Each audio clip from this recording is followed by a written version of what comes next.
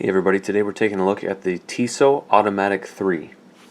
For anyone interested, that is model number T0654301103100. Let's go ahead and take a look.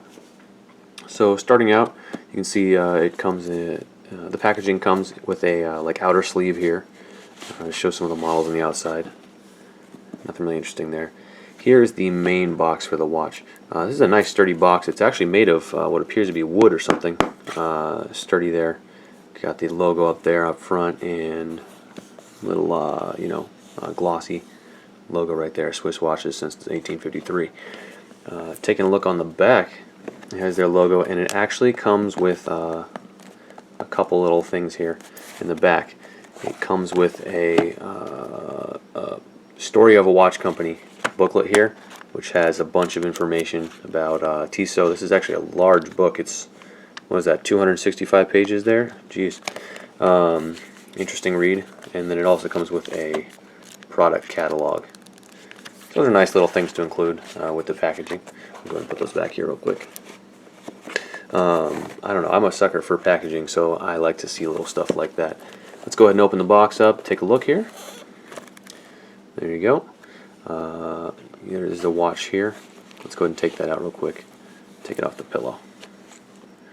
We'll be back to that in a second. Let's put him aside. Also inside the box, you get, there's little flaps here on the sides you'll see with pull tabs. You get your manual, warranty info, and all that right in there, hidden away. You also get on top a little polishing cloth, so that's nice. Nice little touch. And then you'll see the Tissot again in silver. So let's put that aside and take a look at the watch. Again, this is the Tissot Automatic III. This is the stainless steel silver with white dial version. There, it does come in a few different versions. You can get a black dial, you got gold accents, etc. Just depending on what kind of look you're going for. This watch, a few specs real quick. This is a stainless case and bracelet. It measures in at 39.7 millimeters in diameter, and it's reasonably thin at 9.5 millimeters thick. It does come with a sapphire crystal, excuse me, that's nice to see, and a sapphire case back as well. We'll take a look at that in a second. The movement inside, we're looking at a ETA 2836-2, which is very similar to the very popular 2824, with the addition of day of the week as well. This watch is water resistant to 3 atmospheres. Let's go ahead and take a look at the case real quick. See, it's a nice 39.5 millimeters, relatively compact case, rounded. It's a good size for a dress watch. This is about as small as I can go, and this is actually my smallest watch. I have 7.25 inch wrists. You'll see it on my wrist in a little bit here. Very nice finishing here. You'll see it's got a stepped finishing here. It's got a little bezel that's polished. The actual case body is polished here and here with a nice brushing in between. See if I can get that up close. Very nice even finishing everywhere. Clean lines, no sharp edges, of course. And you wouldn't expect it once you're getting up into a nicer price point. Brushed lugs. This is, I don't remember exactly. I don't want to say incorrectly. The band width, I can't remember. You have the little T for Tissot right there. This is a non-screw down crown. Nice finishing there as well, though.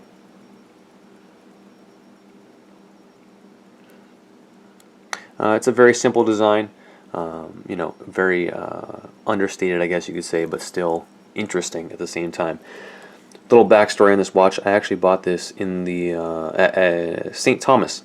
I was on a cruise for my grandfather's 80th birthday. The whole family got together, cousins and all that stuff, aunts and uncles, and we all went out on a cruise together. So I bought this in St. Thomas. I wanted to get something, kind of a keepsake, just to kind of remember the date and all that. So that's when I bought this. Bought it at, what is that? Little Switzerland, I think, is the name of the watch shop. Nice place. Anyway, let's continue to look at the watch. You'll see here the bracelet. It meshes in with the case quite nicely. Solid end links here. You've got brushed links sides in the center, and then you've got these little textured intermediate lengths. Nice. They're polished with a matte finishing in between in the little ridges. Very nice.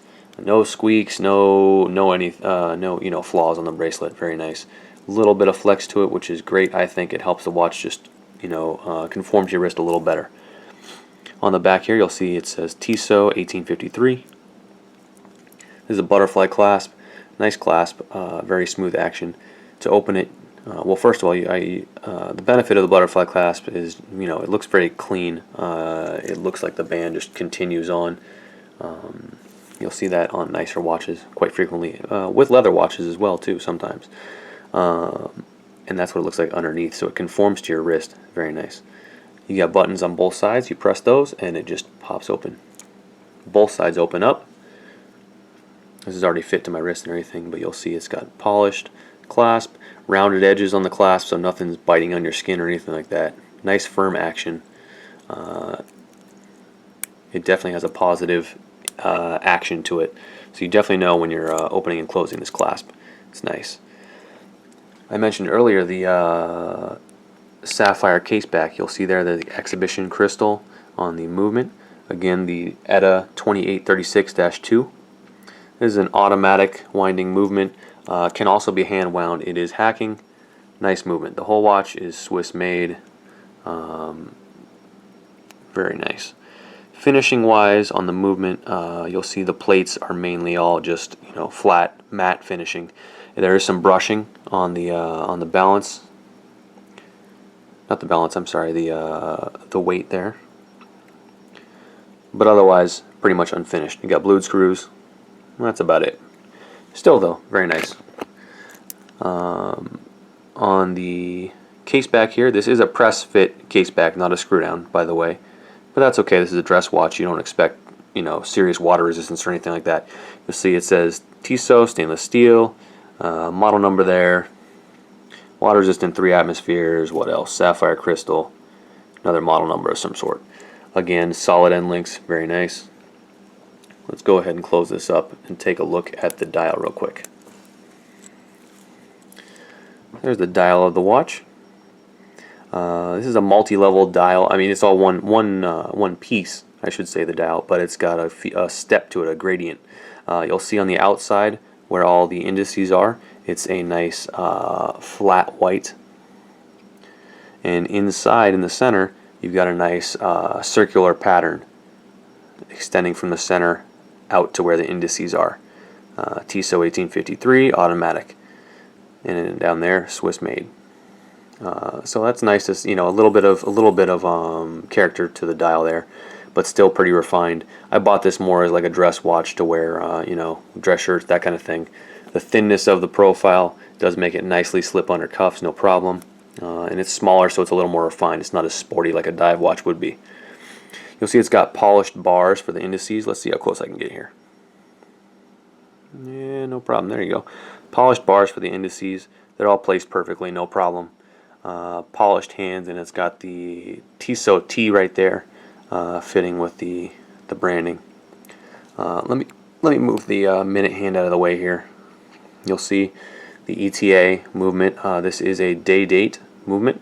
Hacking as well. You can see when I pulled that out, the seconds hand stops. Push it back in, and you'll see what I mean. So there it stops, or it goes back again. When you pull it out to set, the seconds hand stops. It is hand windable. To adjust the time, it's like any other watch. Just pull it all the way out, adjust the time, push it to the first step out. So it's all the way in right now. Pull it out one step. Clockwise will adjust the date. Counterclockwise adjusts the day. There you go.